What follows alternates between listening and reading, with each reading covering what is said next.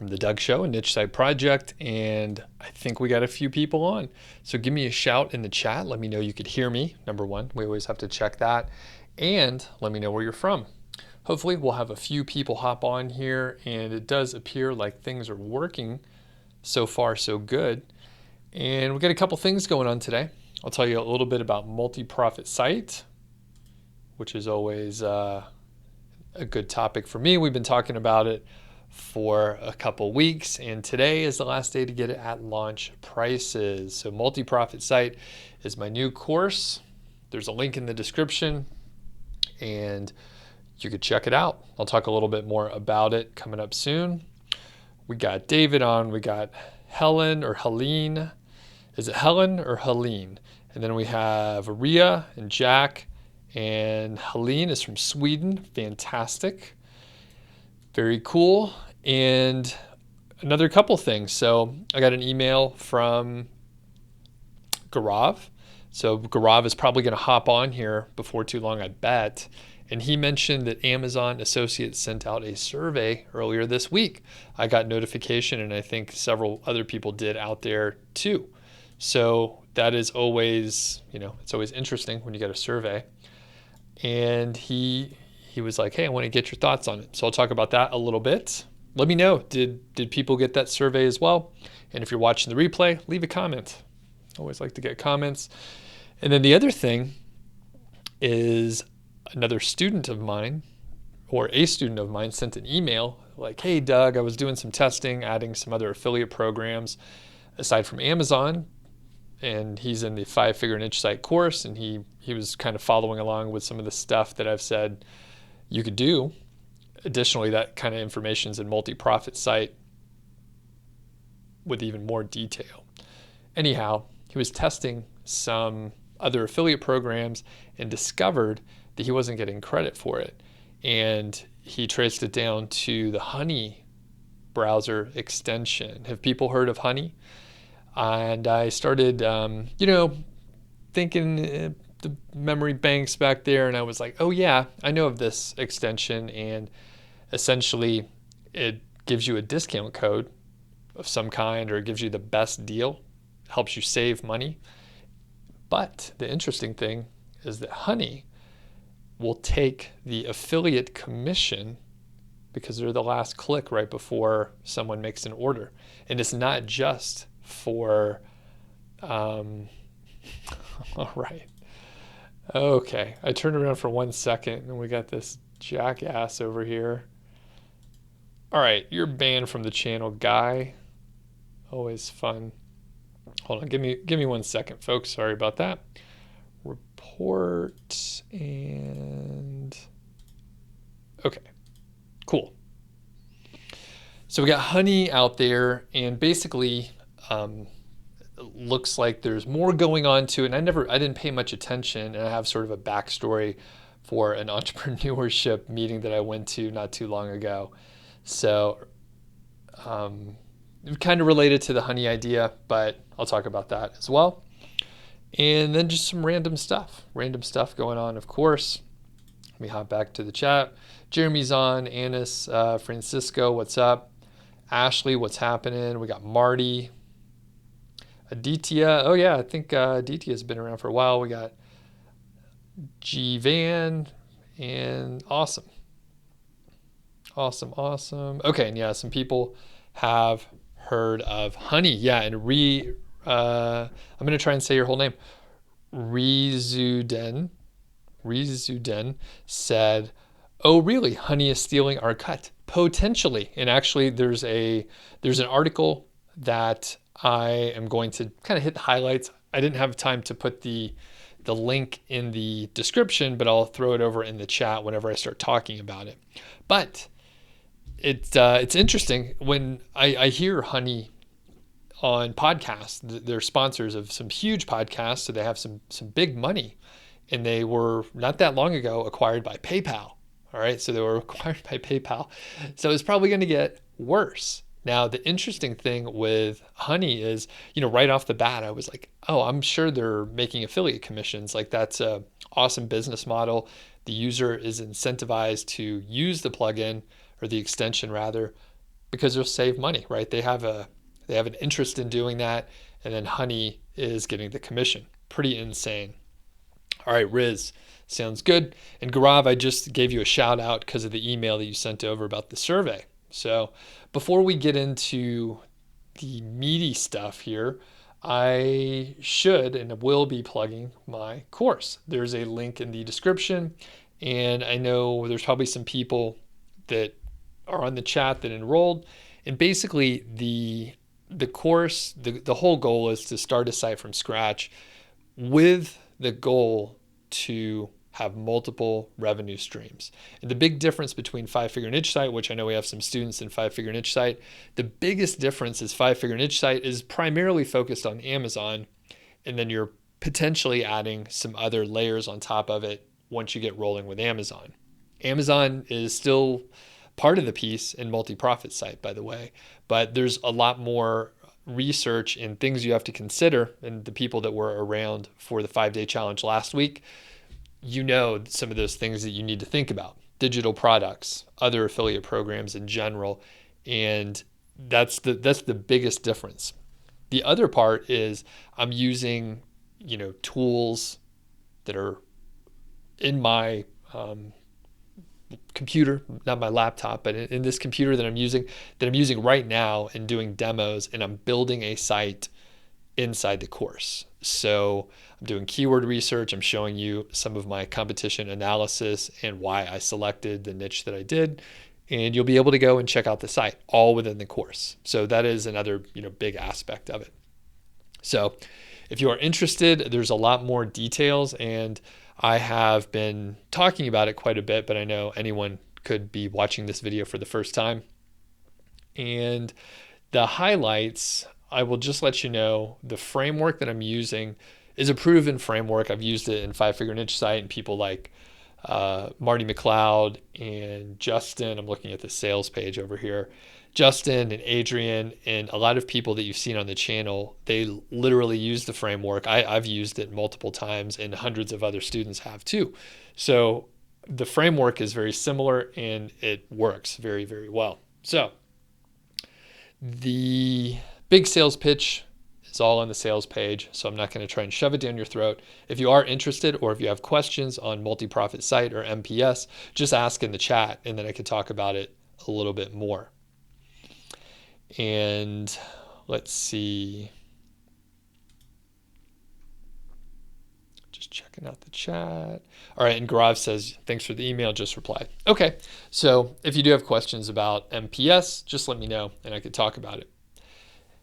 And Gaurav pointed out, hey, Amazon sent this email out, and basically, it's a survey, right? It's a survey. Hey, we want to get your feedback. It takes about 5 minutes. And I get those emails all the time from various companies. Gaurav speculated, which he could be correct, but I'm not sure. He said, I think it's probably triggered by the commission rate change, but I don't know why that would be, right? I have no evidence pointing to that. And by the way, Gaurav, feel free to put it in the chat there. Basically, companies do surveys with their users and customers all the time. It's very common, and it's not unusual to see a survey come out. So sure, it could be triggered by people saying we're disappointed in the commission rate change, but I don't know that any of that has anything to do with the commission rate structure. So Amazon could have been sending or planned on sending out the survey in the past anyway, or they could have scrambled and thought, oh no, this, people seem upset. But I kind of have a hunch that it's independent, or at least the survey results won't really dictate the direction that they're going in. If that was the case, I think Amazon would have done the survey before they made a major change to understand what our priorities were, things we're concerned about, things we think they're doing well, things we think they can improve on. And they didn't ask any questions beforehand. So my hunch is it probably doesn't matter what we answer in the results. So It may make a difference what we do, physically, and what we actually do when we make purchases. I've been ordering from Walmart a little more often, just because if all else is equal, maybe even Walmart has faster shipping. Sometimes Amazon is shipping a little bit slower still these days. A couple things arrived pretty quick, but I ordered a weed eater for my new yard here, and it took like 3.5 weeks to show up. So it was cheap. It was really cheap. But if I would have known that it was going to take that long, I probably would have just picked it up at Walmart. So let's see the other things. All right, so we have Janelle asking about some random tips. So try to rephrase your question to something more specific for me. That's kind of vague. He says, first 5 month of biography website, please tell some tips. So not really sure what you're looking for there, but if you clarify your question, maybe I can help. And Duke says this. Oh, Tiff, what's going on? Good to see you. And Duke says this, I wouldn't think they're concerned about people being upset. However, I do think if they're seeing a major exodus from the affiliate program, then it could have triggered the survey. Sure. And Duke, do you have any evidence to that, or just speculation? And Gaurav says, I agree with Duke. I guess the only difference is that they will notice on their top or bottom line. And I have a hunch they're probably not going to notice. I mean, they're probably going to notice their bottom line go up because they're paying so much less to affiliates. And I guess I'm more of a, in this case, I'm not sure if it's pessimistic, but I'm just thinking Amazon probably just doesn't really care. And they would have checked beforehand. Now, you're 100% right. If a number of things happened, both of you guys, Duke and Gaurav, if Amazon is seeing a lot of people just, not sending clicks over, then sure, potentially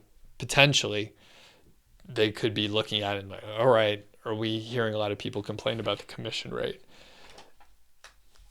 But I got a feeling that the bottom line is still better. But I'm just speculating too. And Duke says, I've seen sites that were Amazon now using other affiliate programs, and it's just anecdotal. Okay, yep. And I have to be really careful. And Gaurav, this is why my response is vague at best. If I start speculating, then other people, this is the great thing with the internet, right? If I speculate just some random stuff, it could happen that people take what I say and take it as truth, even though I'm just bullshitting. And then they go to some Facebook group and then they spout it out. And then several thousand people are now thinking, Doug said this. So that's why I'm just like, don't know. I have no clue. I have no evidence about anything. I saw a survey and that's about all I know. How's that for not taking a stand? I do here and there, but next thing, Duke says, I am transferring away personally. And indeed, that is, sort of the trend, at least to give visitors options. And there's a lot, depending on what you're selling, there's a lot of different companies that you can work with as an affiliate. Sometimes directly with the manufacturers. Sometimes you're able to work directly with the people that are making it, the company that's making it, or you end up working with a retailer who has the supply chain and they're sending it out. So, and I think, the best niches are ones where you do have the option. Some people are probably going to still prefer to order from Amazon just because it's easier for them. They're Prime members and so on. And then some other folks, depending on the niche, they may prefer to order from not Amazon because the company, the retailer, is a specialist in that specific area. So, and I think the best scenario is to have, options as much as possible. Genius Link talked about their choice pages, and Jesse Legs talked about the choice pages that that they have available. And essentially you click a link, you go to what is essentially a landing page, picture of the product, and you have links to the different relevant retailers. There's some limitations on it based on the affiliate programs that Genius Link can work with, but pretty effective way to do it. And someone said that the audio is off. And is it just Kevin? All right, is it just Kevin? Okay, cool. So thanks, Gaurav, for sending over the email, and Duke for your input as well. All right, so one of the other things I can talk about here is honey. So little bit about honey. A couple years ago, I said it was recent, but it was actually a couple years ago, I went to an entrepreneurship sort of meetup. It's called, I think it's A Million Cups. Is that right? A Million Cups. And they usually meet in the morning. We were at some coffee shop, pretty active group over there. I think there were about 30 to 50 people. I mean, pretty solid group. And someone did a presentation on creating a browser extension that, what was it? It was for movies. It was like DVD movies, right? This person watched a lot of DVDs with his family, and basically it would pop up. You know what? I can't remember exactly the filters and the searching mechanisms, but for the sake of our example, we'll just say it showed DVDs that were priced under $6.99. So fairly cheap, and there was some logic behind the plugin. Basically, he was doing this to be an Amazon affiliate. So he created a browser extension, and it showed cheap DVDs. And as we know, Amazon associates will pay for a commission for everything in the cart, at least at this point in time. So he was making, good money overall, and it was an interesting concept. And as soon as he said, I'm showing good deals for Amazon, I was like, oh, he's doing an affiliate play here. Well, that's the idea with Honey overall. If people are unfamiliar, it's a browser extension, and they show you the lowest price. So what I can do here is show you this article. So we can go here, I think. So this is from January 9th of this year. And let me zoom. I think I could zoom in just a touch here.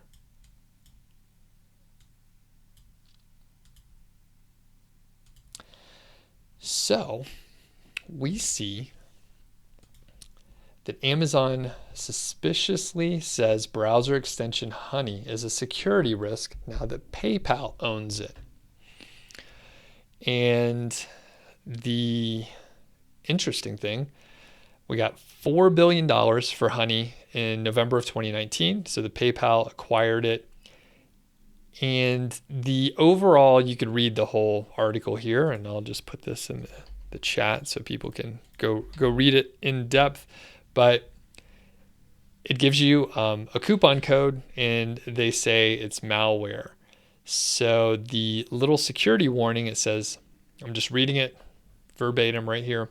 Honey's browser extension is a security risk. Honey tracks your private shopping behavior, collects data like your order history and items saved, and can read or change any of your data on any website you visit.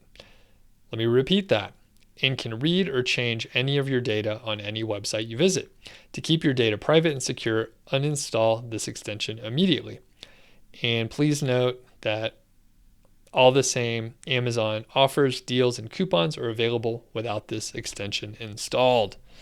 Well, isn't that interesting? And I'm not sure all the different websites that Honey will work with, but as you can imagine, it's kind of sort of a short article, but as you can imagine, Honey is probably, they have deep pockets now that they're with PayPal. So it's unclear. Obviously, it's 6 months after this article was written. So it's unclear I wasn't really paying any attention, even though I understood what this plugin was probably doing. Didn't really pay attention. And I don't know the number of users they have. I don't know if that's like readily available, but the student who emailed me felt like maybe it was a huge impact, and he threw out some large percentages, which again, kind of like I was pushing back earlier. I'm trying not to speculate too much on things that I don't have a whole lot of additional insight on. So I would say, I don't know, could be an impact. And I wonder, I don't use honey, but maybe for the people in the chat that do use honey, I am curious about any sort of disclaimer or FTC style disclaimer right when a person is making a purchase. So as a lot of people know, I encourage you to put your affiliate disclosure, hey, I earn a commission if you buy through my link. Very clear, plain English. Put that before any affiliate links. Put it in plain language. Make sure the user can see it. Number one, if you're thinking about Amazon, it'll keep Amazon, happy that you're disclosing the sale properly. Further, from the FTC standpoint, Federal Trade Commission, you are disclosing that you have a monetary affiliation with the company, in that you're earning a commission. So you could be biased, you may not be. You could state, however you want to state it, you can. But as long as the visitor knows that you're earning, you've fulfilled your disclosure. I don't know because I don't use honey, but I wonder if honey is showing that sort of disclosure right then, or if when you install the plugin, you end up clicking, hey, I acknowledge this, 40-page legal document that I actually didn't read, and I don't care because I'm saving, $2 or whatever. So I have a feeling it's the latter, and I bet people don't really know that honey is earning money from what they're doing. So they have a lot of great lawyers, I'm sure. So I suspect they're doing everything in a legal way, but for people like us, right? And we have a website and we have to put our affiliate disclaimer, like all over, at the top, potentially taking away from the user experience because we don't have any kind of mechanism where we can get them to, click. So it's kind of crazy, a little crazy out there. Couple people, okay, people confirmed that the audio is good. Great. People are talking about Walmart partnering with Shopify means new affiliate options will. Okay, Denise, thanks for popping that over. Is it easy to get approved with Walmart if you are approved in Amazon? I don't know specifically. They're independent, of course, but I suspect it's fairly straightforward to get approved for Walmart as well.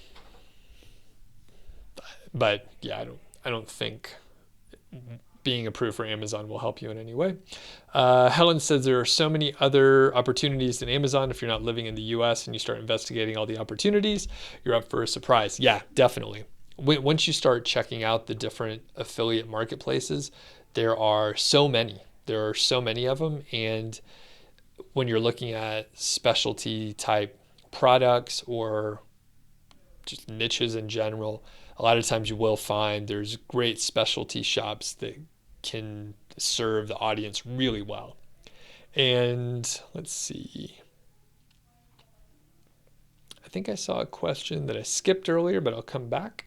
So Riz says, do I believe in keyword tools? Yes, I do. Honestly, I don't go with tools and I feel it's a waste of money. I'd rather use Google Auto Suggest. Cool. Some people don't like to use the tools, but it does give you an idea in a relative sense that one term is searched more than another. There are estimates. All the tools are estimates, but honestly, if you don't want to use any tools at all and it's working for you, then great. Then you don't have to spend money on the tools. But most SEOs will probably encourage you to at least check to see if terms are getting searched for. Now, if you're doing if you're using like Google Auto Suggest and you're using other, like not the traditional keyword research tools that give you a search volume, but if you're using other mechanisms to figure out what people are searching for, that's cool. That can work. You kind of have to reverse engineer what's going on, but you could figure it out. You can figure it out pretty easily. So awesome. And what else do we have going on today? Any other questions out there? Let's see. I'm just looking over some of my notes here. We got some cool podcasts. And how many people listen to the podcast on a podcast player, the Doug.Show? Just curious. Got a couple cool episodes coming up, and actually really good ones. A really good one came out yesterday about Haro and getting links from Help a Reporter Out. So if you didn't check it yet, you definitely should. It's over at Doug.Show, which I'll put in the chat. So it's right there, and you can find it on the major podcast networks.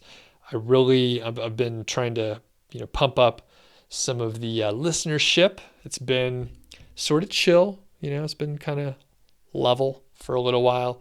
And I'm planning on doing more interviews with success story folks.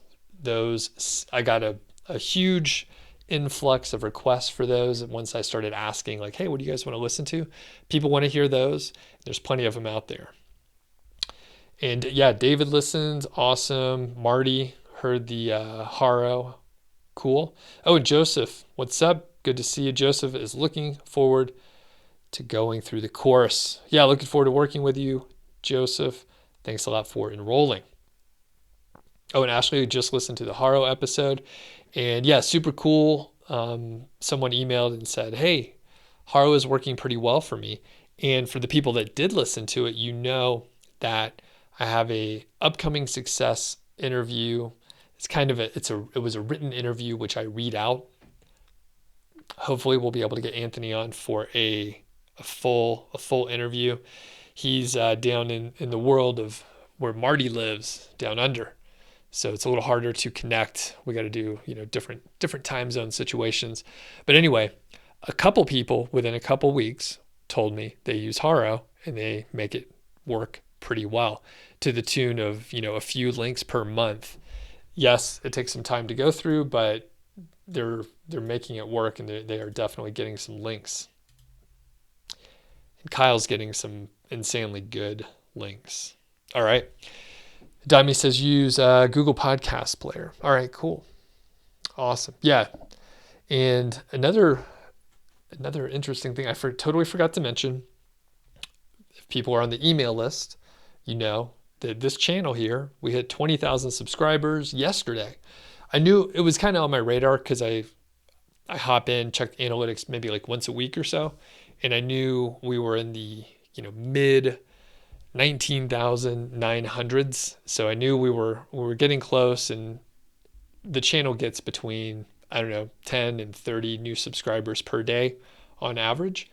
And I knew it was going to hit, and I just happened to check the analytics yesterday when I was setting up and scheduling this live session, and I just happened to see it exactly when it hit 20,000. So pretty cool overall. And I have been doing I've just been doing these live streams, which are kind of fun. Although our participation has dwindled quite a bit. For a little stretch there, we were getting like 50, and when the commission rate came around, we had like hundreds. It was like 150.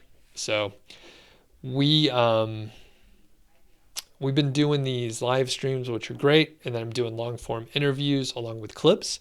Very few videos that have any sort of keyword research behind them. I'm just publishing and creating the kind of content that I want to create. And I've been doing it for about 6 months.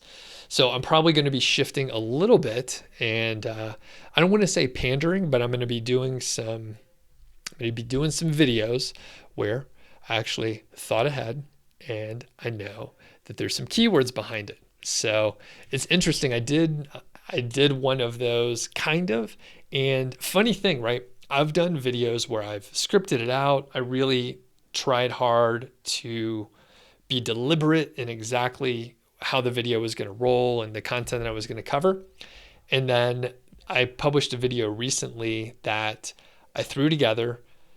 I didn't have my editor touch it. I did a screen flow. I used my smaller webcam here, not the good camera, and I shot it and edited it in 20 minutes, something like that.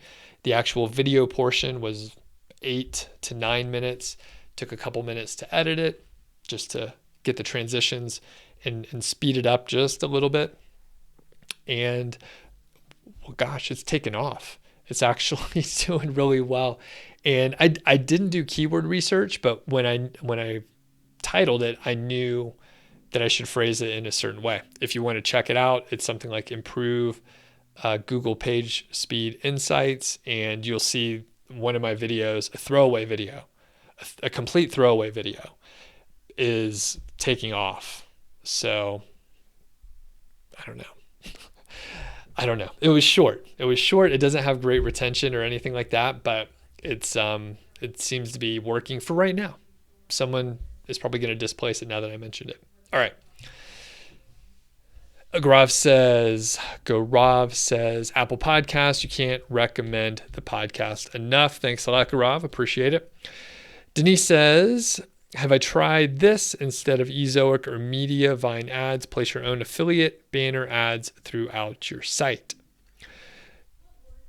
When you say your own, I haven't done it specifically on my own sites, but I have helped a couple people do it. And I think that is a great way, Denise, to basically speed up or minimize any impact that you have by working with a display ad network where there's real-time auctions going on.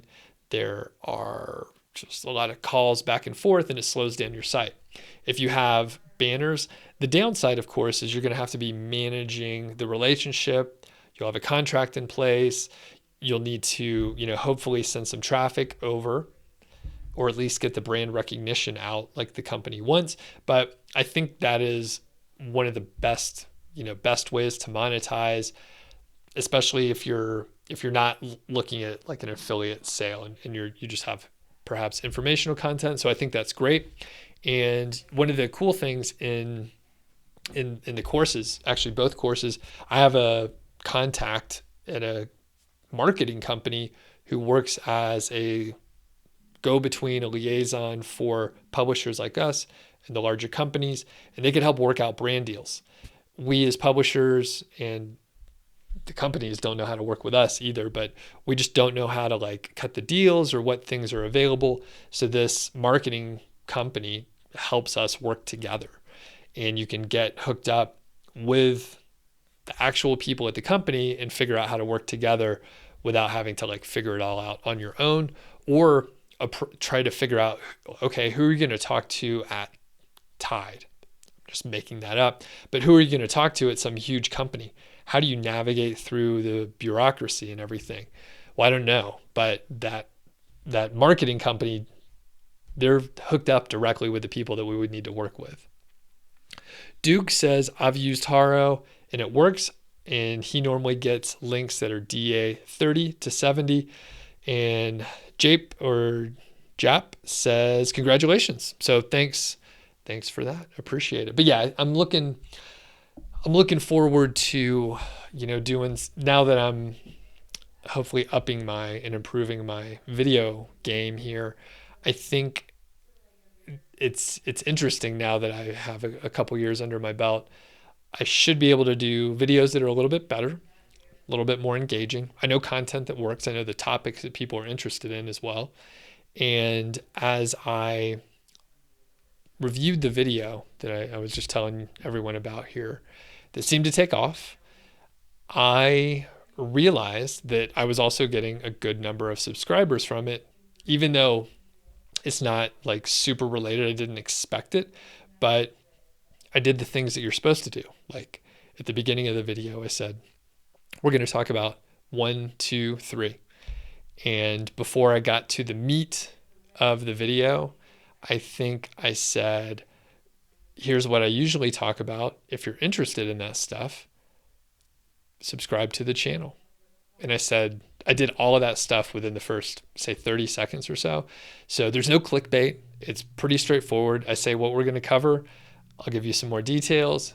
I gave a call to action. People took the action, and it's worked out pretty well. So I'm looking forward to actually, coming back fresh, not burned out. I burned myself out trying to publish a bunch of videos that I wasn't taking enough breaks. I was just kind of toiling away trying to create videos so I could publish so many of them, which it's funny. I was talking with my friend Ron Stefanski the other day, and he's doing well on YouTube. He's publishing more and more videos. I think he's doing 3 per week, and he has a great system in place.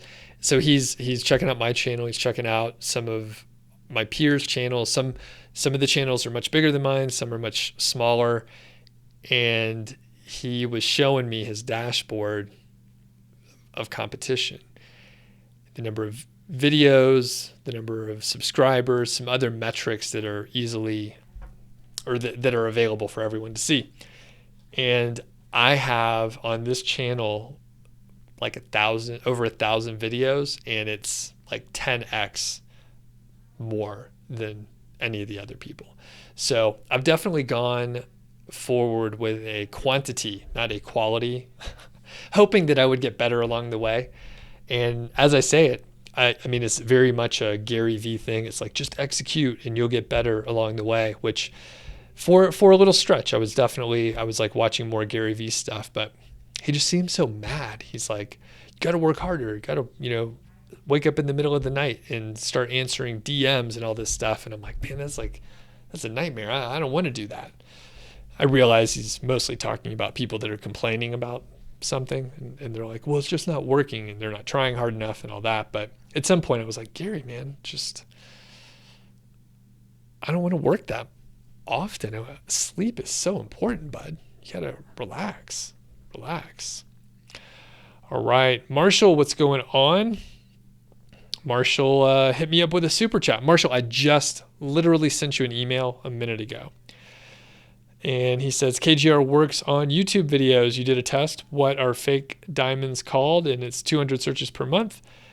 My son put a short video on a brand new channel, and it was instantly #1.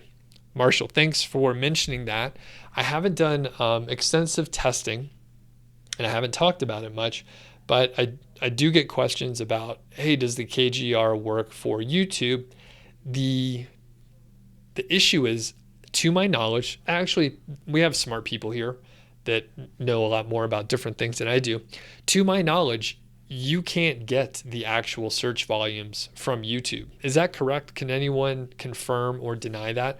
I know tools will say that they are providing search volumes from YouTube, but I don't know if that's true. I'm not sure if there's an API where Google and YouTube make that data available, or if they're using an estimation, an algorithm, some sort of extrapolation to figure out, based on what they know the number of searches are on YouTube versus Google and the searches that actually happen on Google. So to me, I'm not sure if we actually know the numbers, but people ask, hey, can you do KGR for YouTube? And I say, I don't know. I don't think you can get the actual search volume data. However, if you find a KGR term, why not do a video? If you have the ability, why not do a video and link up your post, link up your video, embed your video in the post, and you have a nice little relationship going on. And Marshall confirmed for me that you cannot get the actual YouTube search volume. And I open the floor for anyone who knows or thinks that they do get the search volume. But again, to my knowledge, that is not available. To be fair, there are tools that say, yeah, here's the YouTube search volume. So it could be confusing unless you know where that data is coming from. Now, I'm not prepared for a demo on this, but Keywords Everywhere, still a great tool. I still use it all the time. It used to be a free tool, but they had to start charging. It's very cheap. I think it's still one of the cheapest tools, but they have a new feature where they show in the SERPs the estimated traffic for the given result. So you're able to see, based on estimations, how much traffic that page is getting based on the number of keywords that they rank for on that page and where the page ranks for those various keywords. So they use the same sort of estimation in the estimating tools and mechanisms that Ahrefs and SEMrush uses. So pretty cool. All right, and Derek's on. What's happening? Everyone should remember Derek from an interview not too long ago. And hopefully everything's going well down in Atlanta.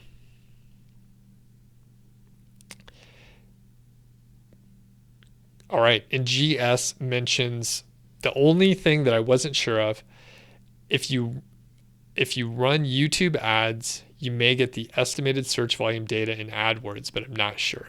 That was the only place where I thought maybe you can get data that seems a little more trustworthy. You may be able to get it there. And by the way, does anyone have much experience with YouTube ads? Just curious. If you do, and you're watching this later, not in the chat, shoot me an email, Doug@nichesiteproject.com. I thought about, it seems like there, again, we have a diverse set of folks, but in my thoughts, I was like, all right, if I start doing a little bit more intentional videos, maybe I can run some ads. I've never done any. I sort of decided a couple years ago to not run ads in the make money online space because I was just getting so much pushback and so many comments, and I was just like, I just can't deal with it. It's hard for me to see the ROI specifically, and I can't tell if I'm throwing money away or not. You know what? I'm just going to go slow, and I'm going to take it slower. I'm not going to try and scale as quickly as I can. I'm just going to push forward. So I have been thinking about potentially when I'm putting out some of these new videos that hopefully should do well on their own, by their own merit and content. But what if I also throw some money out of them, run some ads, try and get a few more views or something like that. I've heard it can work, where I've heard a couple, I think Miles Beckler, I think I saw one of his videos where he mentioned that he ran paid ads on YouTube for a decent amount of time. I think it was a couple months, something like that. And of course, views go up because he's running ads, but his channel grew. And then once he stopped running the ads, there was still a little bit more natural growth, organic growth after that. So it definitely went up because of the ads, and then it went back down, but not nearly as low as it was. It sort of stepped it up to another level there. Cool. And GS says you ran YouTube ads a few years back targeting specific videos with lots of views. Cool. Pretty smart.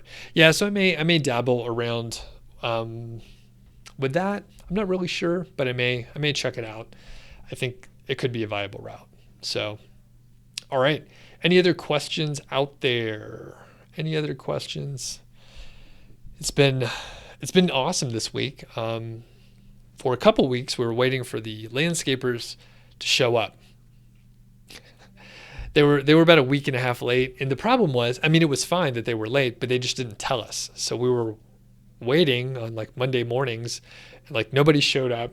Nobody told us they weren't going to show up, and then finally we had to track them down. We find out on Wednesday, oh, they're going to come next week. Same thing happened the next week. So the great part is they have large equipment and there's multiple people, and they got things done so fast. So I think they're going to finish up today. Once they finish up in the backyard, it'll be good to go. I may do, speaking of videos that probably won't get a lot of views, I will probably do an office/house tour around here. So it's a little bit of a mess in certain areas, but once I clean things up, it looks pretty good in here. The desk, I have like a standing desk situation. It's sort of in the middle of the room, and that allows me to shoot in this direction, and I'm not like right up against the wall. It looks like I'm sort of separated, which I am. It's like 6 feet away. I haven't done many videos where I'm facing this way. The window's right there, of course. So we got some good lighting coming in. And my intention was to be able to video from either direction to like mix it up. But I haven't been doing a ton of videos just in here other than talking directly to that camera. But I will probably end up shooting some in this direction, getting some of the natural window light instead of having the big. I have a couple lights set up in these two spots, and they're like the upside down umbrella deals. Like they take up kind of a lot of space. So I don't love having them set up from a lack of clutter aspect. It just feels claustrophobic having these. And it would be cool to have just the small LED panels that are really bright, they're flat, they don't take up much room, versus these big suckers. I mean, these are great, but they are a little bulky. They set up and take down fast, but still.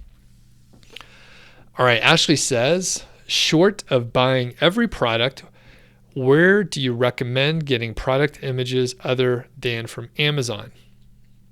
I believe if you use Amazon images, you're technically supposed to link to, you aren't supposed to link to other affiliate programs on the same page. So Ashley, good question. Technically, you're right. Yes. If you are using the image, I think technically you're not supposed to link to other affiliate programs. I think that may not be a rule that's enforced very often, but I think technically you're right. Yes. As far as getting other product images, you can try to get permission from the manufacturer to use images from their website. There could be some copyright issues that you run into, like maybe they have permission to use the images on their website, but they don't own the copyrights. Could be possible. I don't know. But you could check with the manufacturer. Other than that, I'm not sure. I don't know. I don't typically put up a lot of product images for the reason that you're mentioning. It's hard to get more product images. Now, here's a good idea. I forgot about this one, Ashley. So depending on the product and whether or not there's a store close by that has those products, you might be able to go take pictures, say with your phone, stealthily in stores. So we'll use Walmart as an example. They're pretty fast and loose with like just enforcement of anything. So let's say you go to your Walmart and you take pictures of stuff on the shelf. Maybe you put it down, you stage it a little bit. You can't probably unbox everything, but you may be able to see a display model. If let's say you have there's a Dick's Sporting Goods around here, right? So there's a lot of products, like a cooler, for example. They have like the Yeti coolers and other sort of equipment and stuff that's just like out. It's not in a box. It's not packaged up. So you potentially could go take pictures at stores. Again, you probably have to be kind of chill. If you go in with like a fancy camera, people may start asking questions like, why are you taking all these pictures in here? But if you're just taking it with your phone, you can pretty much say, oh, I'm not sure if I'm going to get this. I need to show it to my spouse and blah, blah, blah, right? So I think that's a good way to sort of handle it. You have like sort of custom images there. And Joseph says his standing desk broke and you need to get a new one. That's a bummer. Yeah, I got the, what kind did you have? Was it like one of the electronic ones or mechanical? Gia says, do I recommend using Amazon product images and review tables at the top of the column? How conversion with image versus no image in the table? I usually don't put an image in the table. That is just my own decision. So I don't know. It depends on the site. You would have to run your own tests and figure it out. I imagine it depends on the other calls to action. So I don't usually put an image in the table for a couple reasons. Number one, It's going to be super tiny, so it's not incredibly helpful just in general. It's going to be tiny, or if it's bigger, it's going to screw up the way the table looks. So that's number one.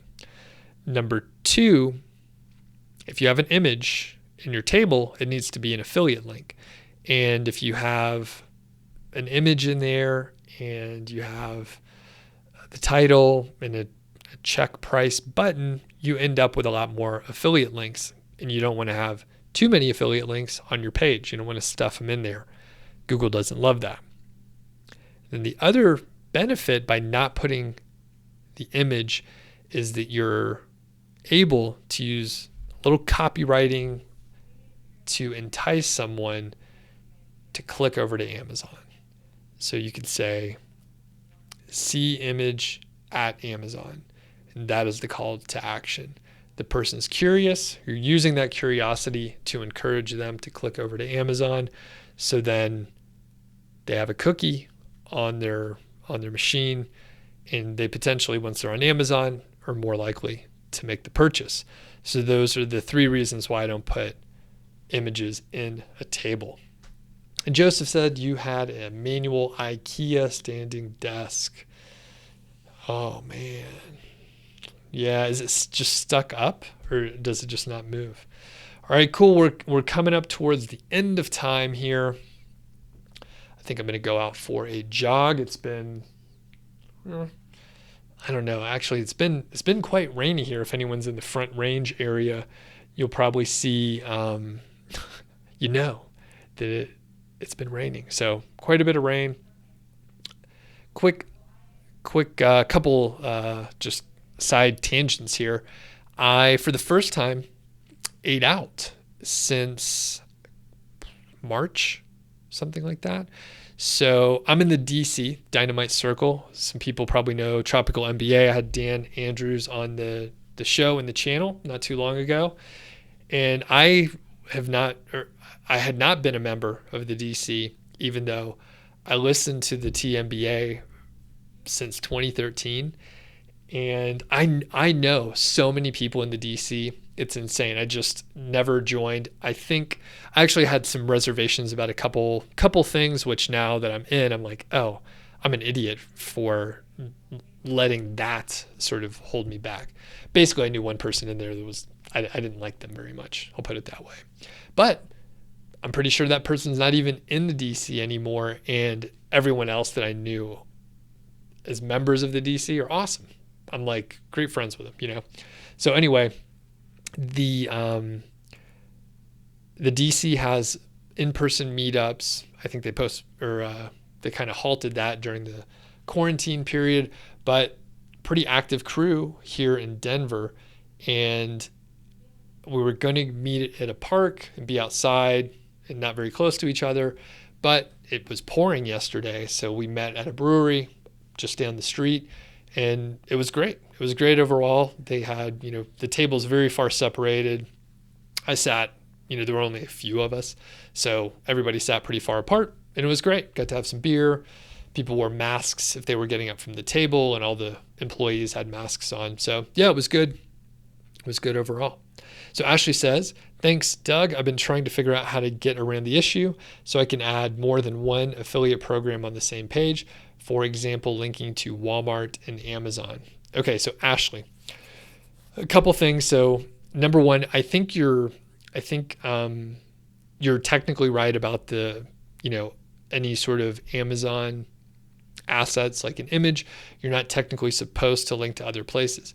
However, Ashley, go check out Genius Link and their choice pages and how they work, and you'll see that they literally are putting, Amazon, Walmart, B&H Photo, other affiliate programs all on the same page. And as long as Amazon is in the prominent place, you're probably okay. The other thing is, I think I could leave it at that because we answered it before.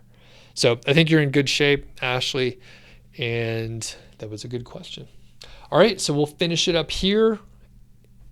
I do this every week, so if this was your first time watching, just remember, I do it every week, Friday, 1 p.m. Mountain Time. Usually hit a couple topics. If you're interested in multi-profit site, there's a link in the description. The launch prices end at the end of the day today. So if you miss out today, the prices go up and there's like a firm deadline. I usually don't discount anything. So everyone have a great day out there. We'll see you next week. Thanks.